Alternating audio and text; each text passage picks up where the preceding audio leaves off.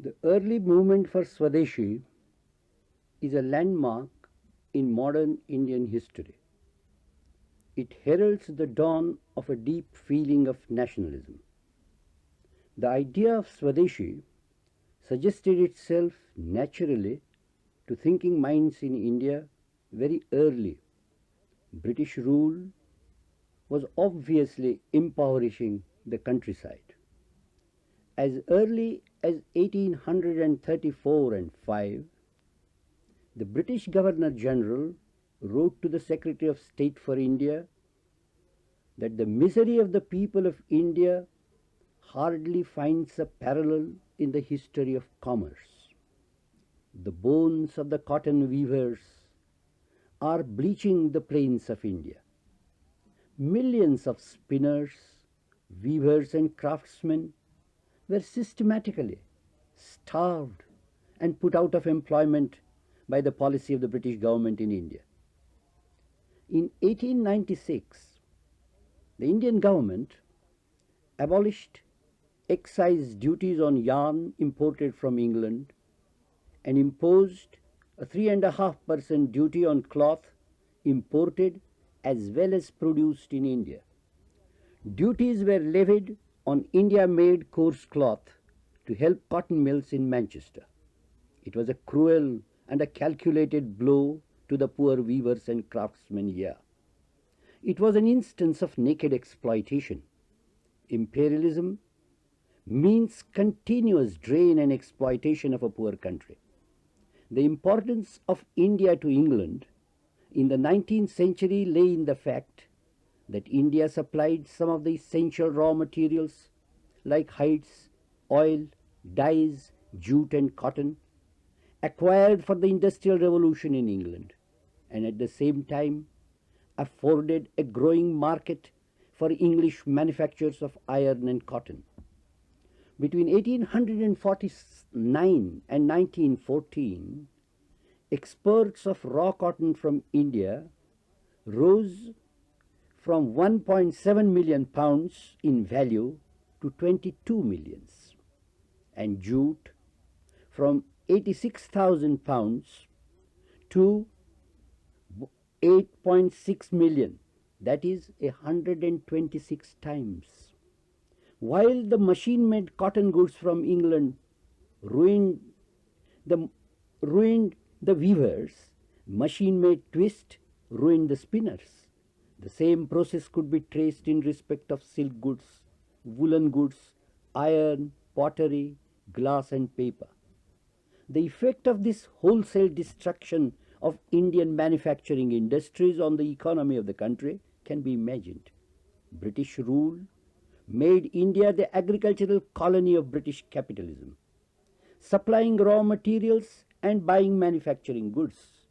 Dadabhai Nauroji could prove, like a mathematical theorem, that the foundations of British government were in the economic exploitation of our impoverished country. Digby, R.C. Dutt, and a host of other economists bore testimony to this. Reports of the famine commission year after year went on emphasizing the urgent need of finding some alternative employment to the landless and unemployed in the countryside.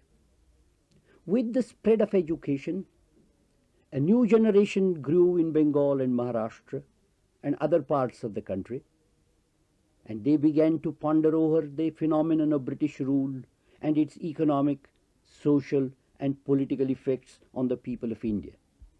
8 years before the mutiny of 1857, for instance, men like Shri Gopal Hari Deshmukh, who wrote under the pen name of Lokahitavadi, had written in Prabhakar, a Marathi weekly, that Brahmins should cease to be temple priests or clerks. They should attempt to produce goods that will find a market abroad. They should boycott British goods. They should prefer gladly to use coarser cloth made in India to the Manchester fabrics. Justice Ranade, who laid the foundation of Indian economics, said that free trade was suited only to the industrially advanced countries of the West. Even Germany had to raise tariff walls to protect her new industries from external competition.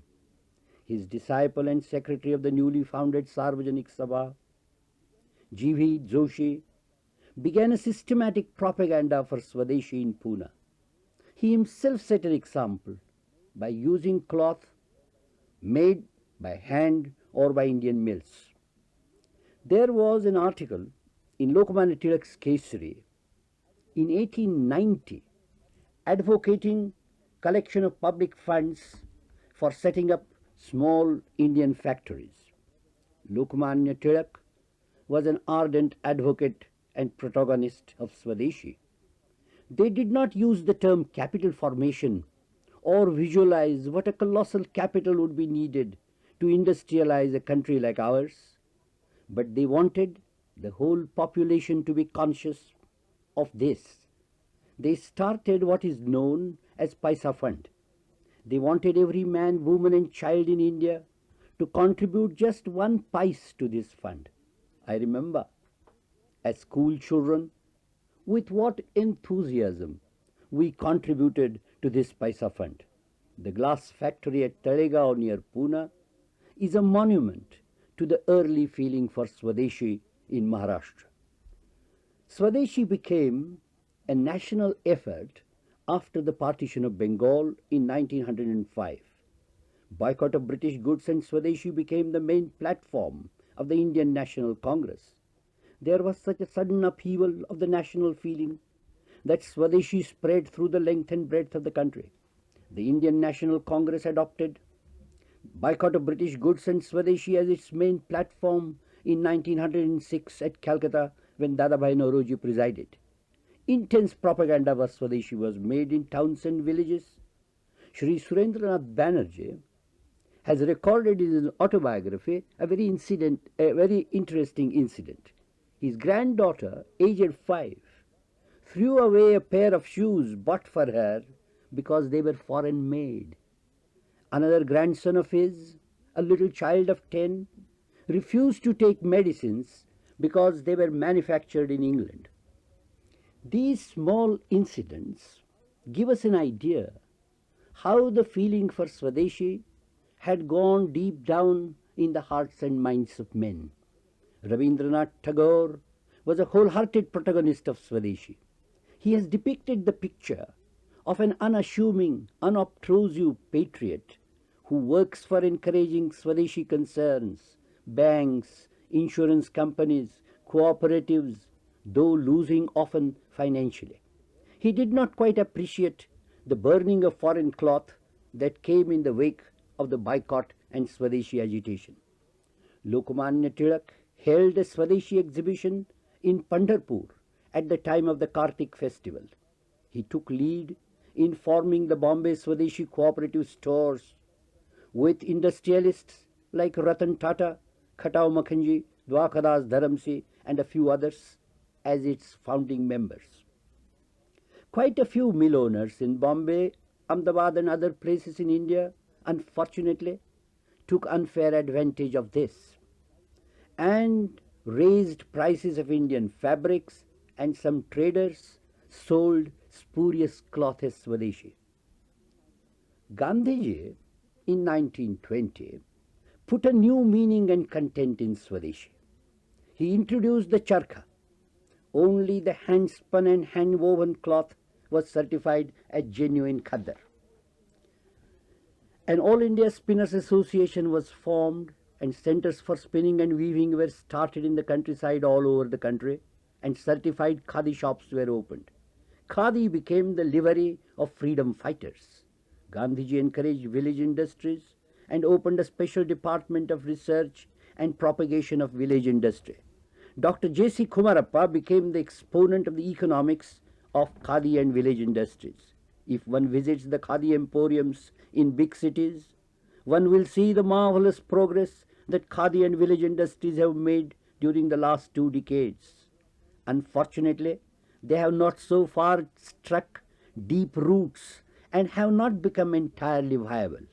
After freedom, the program is being carried on more as an unemployment dole than as an independent sector of Indian economy. It has to become an independent component of our mixed economy. Nationalism always dreamed of intense industrialization. Countries in Asia and Africa look to Japan as an example to be copied.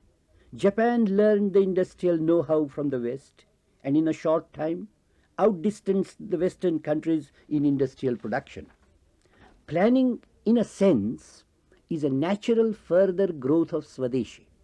In the introduction to the third five-year plan, it is said, the third plan represents the first phase of a scheme of long-term development extending over the next 15 years or so. In the course of the period, India's economy must not only expand rapidly, but must at the same time become self-reliant and self-generating. The size of the task and the many-sided challenge should not be underestimated. The greatest stress in the plan has to be on implementation, on speed, on thoroughness in seeking practical results, and on creating employment and development of human resources. Discipline and national unity are the very basis of social and economic progress and the achievement of socialism. At each step, the third-year plan will demand dedicated leadership at all levels, the highest standards of devotion and efficiency from the public services, widespread understanding and participation by the people, and willingness on their part to take their full share of responsibility and to bear larger burdens for the future. This is Swadeshi. In practice, after freedom, unfortunately, in spite of the industrial explosion in the country and the rise in national income, the hearts and minds of people have not been touched by this human adventure in Swadeshi. The vast mass of people have not the thrill of participation in the national effort. They have mostly remained aliens.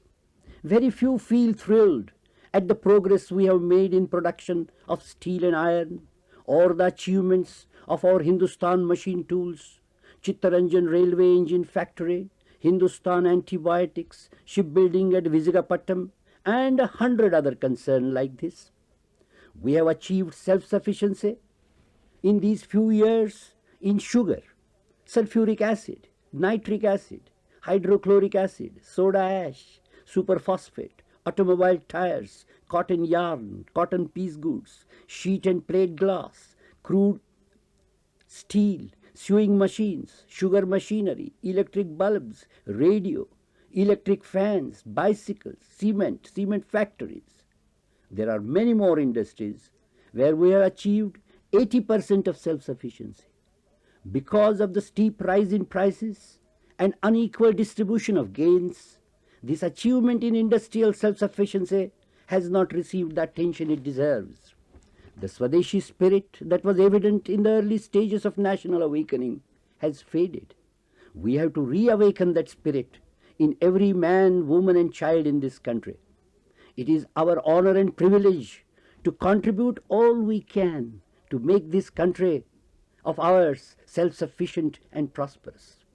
As the third plan report says, the people of India today, with all their burdens and problems, live on the frontier of a new world which they are helping to build.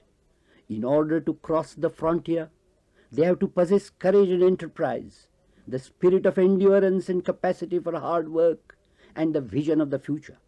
It is only the spirit of Swadeshi which will do the miracle of bringing about a material increase in the yields per acre of our land and reduce the birth rate substantially. We are so near the takeoff, and yet so far.